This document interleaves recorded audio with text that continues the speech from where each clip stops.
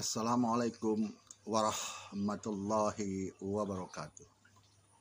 Sahabatku dimanapun Anda berada, hari ini mengajak sahabat-sahabat, saudara-saudaraku semua untuk merenungkan kembali perjalanan hidup kita di dunia ini, yang dimana suatu saat kita akan meninggalkan dunia ini. Malaikat maut tidak pernah menanyakan kita siap atau tidak siap. Apapun yang kita peroleh, jabatan apapun yang kita peroleh, kesuksesan apapun yang kita peroleh, akan kita tinggalkan, mau atau tidak mau. Untuk itu saya mengajak sahabat-sahabatku, saudara-saudaraku untuk merenungkan kembali perjalanan hidup ini. Jadi saya membuka YouTube. Di situ ada ceramah agama yang disampaikan oleh tokoh ulama kita yang bernama Profesor Dr. K. Haji Abdul Syakur Yasin MA. Setelah saya baca, setelah saya dengar apa yang disampaikan beliau sungguh masuk di akal saya, sehingga keimanan saya tergoncang. Semua sendi-sendi saraf otak saya tergoncang, laksanakan angin yang meniup daun bergoyang ke sana kemari. Jadi daun ini tertiup angin, bergoyang ke sana kemari. Lepas dari tangkainya, terbang terbawa angin. Entah kemana tapak arah tujuan. Jadi saya renungkan kembali perkataan beliau, mulai dari Nabi bisa membaca, Imam Bukhari, Siti Khadijah, dan banyak yang lain. Tapi saya lebih banyak memokuskan diri untuk menurunkan sumber dari agama Islam sendiri, pembawa agama Islam itu sendiri, yaitu junjunganku, nabiku, Nabi Muhammad Sallallahu Alaihi Wasallam. Dalam penggoncangan ini, saya merenung, karena saya ini orang bodoh, yang tak tahu agama, tak mempunyai ilmu. Tapi saya juga tak ingin tersesat di jalan yang sesat. Nanti saya tak diakui oleh nabiku, Nabi Muhammad SAW, dan mendapat murka Allah. Betapa malangnya nasibku yang beragama Islam, yang dibawa oleh junjunganku, Nabi Muhammad SAW. Tapi aku tak diakui, gara-gara aku mengikuti jalan yang sesat, jalan yang tak diajarkan oleh Nabi Muhammad SAW. Di dalam perenungan saya, setiap habis sholat merenung, mau tidur saya merenung, karena saya takut, karena saya ini bodoh saya ini. Jadi saya harus mencari. Saya mau pergi ke alim ulama, salah satunya Ustaz Somad. Saya mau bertanya kepada beliau. Mungkin beliau sedang pergi keluar daerah karena sibuk mengasihkan ceramah untuk umat, memberikan penerangan kepada umat Nabi Muhammad SAW. Setelah saya renung-renung, timbul di pikiran saya buka Al-Quran dan terjemahannya dari dalam tempat surat di Al-Kabut. Nah, lalu saya baca lagi, memastikannya, saya buka, saya tanya mbah saya. Ilmu saya ini mbah Google. Ilmu saya ini mbah Google. Karena saya ini orang yang bodoh, tolol, tak punya ilmu apapun. Tapi takut masuk ke nerakanya Allah, takut tersesat. Kalau saya tersesat, ya setiap saya membaca Al-Fatihah, setiap saya sholat, ihdinas siratal mustaqim, siratal ladzina an'amta alaihim ghairil maghdubi alaihim waladdallin. Ya Allah, tunjukkan aku jalan yang lurus, jalan-jalan yang kau kesesatkan, jalan yang kau berkahi. Sia-sialah. Saya kira saya akan dimasukkan Allah ke surganya, ke jannahnya. Tak tahu aku dimasukkan ke neraka. Na'udzubillah, summa na'udzubillah min dzalik, karena kebodohanku. Jadi setelah saya baca, saya cari di internet, saya mendapat dua hal. Pertama, di sini ini saya catat ini supaya jangan saya salah-salah. Saya cuma membaca aja karena saya ini bodoh, bukan tukang penceramah, bukan punya gelar. Jadi tak ada gelar apapun saya. Jadi supaya saya ini jangan tersesat, ya kan, di jalan yang sesat, ya kan. Saya tak katakan yang disampaikan Profesor Dr. Haji Abdul Sakur Yasin MA itu kan pendapat beliau. Nah, ini tuh pendapat saya juga, ya kan. Jadi sama-sama punya pendapat. Setelah hasil saya merenungkan ini, saya mendapatkan di sini pertama di surah Al-Ankabut ayat 48. Dan engkau Muhammad tidak pernah membaca suatu kitab sebelumnya, dan engkau tidak pernah menulis suatu kitab dengan tangan kananmu. Sekiranya engkau pernah membaca dan menulis, niscaya ragu orang-orang yang mengingkarinya. Jadi kalau Nabi Muhammad itu bisa membaca dan bisa menulis, umat pada waktu itu, manusia pada waktu itu pada mengingkari. Jangan-jangan ini karangan. Kau kan bisa membaca, bisa menulis. Kau baca di kitab sebelumnya, kau sampaikan ke kami.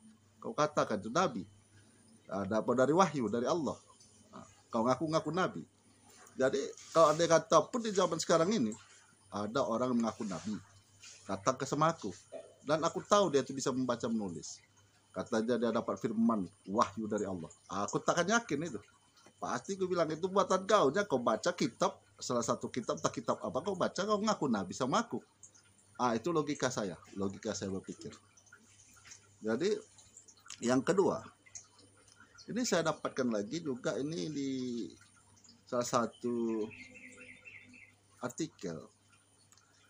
Itu di https://kompasianakop.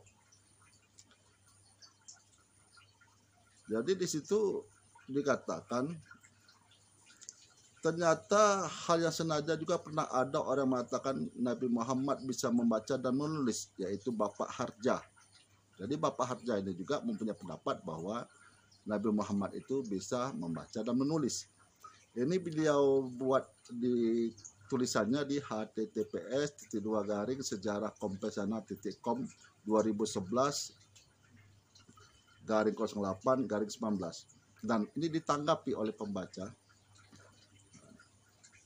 Ini dia menuliskan argumen-argumennya. Semua hadis diargumenkan semua di situ, dan dia menarik kesimpulan. Di situ dia mengambil kesimpulan bahwa pada hakikatnya Nabi Muhammad SAW memang ummi atau tidak bisa membaca dan menulis. Jadi kesimpulan beliau itu yang menanggapi tulisan dari Pak Harja itu menyatakan bahwa memang pada hakikatnya Nabi Muhammad itu ummi, tidak bisa membaca dan menulis. Apakah sampai saya ini hati saya tadi udah risau, udah puas? Belum. Tapi mulai tenang. Yang tadi sudah bergejolak seperti daun di tiup angin, yang melayang entah kemana tak tentu arah, sekarang sudah mulai tenang kembali. Karena ini yang disampaikan beliau ini bertentangan dengan apa yang saya dapatkan mulai dari kecil sampai saya berumur 56 tahun ini. Saya buka lagi hadis, mulai dari Bukhari, Sahih Bukhari, Muslim, Tirmizi, dan banyak yang lain. Memang semua menyatakan bahwa pada umumnya menyatakan bahwa Nabi itu ummi, tidak bisa membaca dan tidak bisa menulis. Dan itu masuk ke logika saya seperti yang saya katakan tadi. Andai kata ada pada zaman sekarang ini ya, tahun 2011 ini, orang mendatangi saya, Pak Regar, saya ini Nabi utusan Allah. Dan saya tahu dia itu bisa membaca dan bisa menulis. Begini Pak Regar, menurut wahyu Allah. Begini. Dalam benak saya, dalam pikiran saya, lu ngecap. Lu kan bisa membaca menulis, lu baca kitab. Kalau lu tidak bisa membaca, yang paling simpel dalam pikiran saya, kamu kan belajar membaca menulis supaya kamu tahu, supaya kamu punya wawasan. Kalau kau tak bisa membaca menulis kitab, apa yang kau baca? Apa yang mau kau sampaikan sama aku? Itu logika saya berpikir. Nah, begitulah saudara-saudara. Jadi kita ini sesuai dengan perintah Allah di firman-firmannya di dalam Al-Quran. Dan perintah junjungan kita Nabi Muhammad SAW, supaya kita ini menggunakan pikiran dan taklid. Taklid itu mendengar, melihat, langsung ikut. Amin. Langsung ikut. Yang kedua, kita boleh ikut. Ya kan? Kalau kita paham, boleh ikut. Tapi risikonya bukan kepada yang mengajak. Bukan. Risikonya kepada yang mengikut. Karena yang mengajak hanya menyampaikan. Nah, kita yang mendengarkan sebagai orang yang mau mengikut, kita menggunakan pikiran. Karena perintah Allah, gunakanlah pikiranmu bagi orang-orang yang berpikir. Yang disampaikan oleh Nabi kita, Nabi Muhammad SAW. Gitu. Dan pesan guru saya, nak Regar, andai kata engkau mendatangi suatu majelis, dan guru itu atau ustadz itu menyampaikan sesuatu hal, dan kau tahu yang disampaikannya itu salah, maka kau sampaikan yang benar kepada beliau. Andai kata beliau marah, siapa kamu? Emangnya pendidikan apa yang kamu punya? Titel apa yang kamu punya? Kamu kan cuma tamatan SMA. Tahu apa kamu? Saya ini memperdalam ilmu agama, ilmu hadis, ilmu tafsir. Tinggalkan itu majelis nak Regar. Tinggalkan itu majelis nak Regar, karena manusia ini bersifat lupa, bersifat hilaf. Paham kamu? Paham guru. Terima kasih guru. Nah, itu saya pegang sampai sekarang. Jadi kalau saya mendengarkan ceramah, karena saya ini bukan orang pemberani, saya ini penakut. Takut aku masuk ke nerakanya Allah tuh. Lah kena api aja di dunia ini aku tak tahan. Apalagi apinya nerakanya Allah yang kena laknat. Dan kena api yang kena rahmat. Kena itu, aduh saya tak tahan itu. Nah, akan mau saya bawa anak istri saya ke dalam api neraka itu. Orang-orang yang saya sayangi. Ya nggak mungkin lah. Saya takkan pernah itu membawa anak istri saya ke jurang api neraka sana. Takkan pernah. Saya sebagai imam di kepala rumah tangga saya sebagai pemimpin di rumah tangga saya, tentu akan saya cari jalan yang terbaik, jalan keselamatan dunia dan akhirat. Jadi begitulah saudaraku, di dalam meniti kehidupan ini kita harus menggunakan pikiran.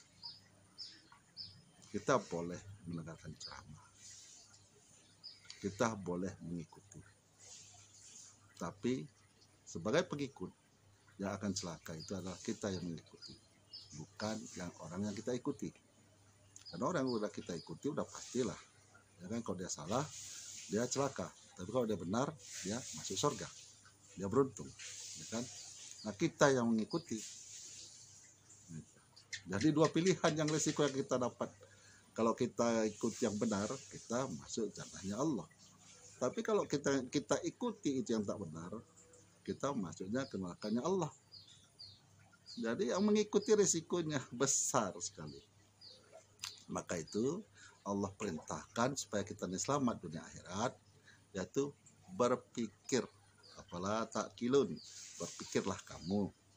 Nah, jadi mohon maaf yang sebesar-besarnya kepada yang menonton video saya ini saya mengajak secara umum.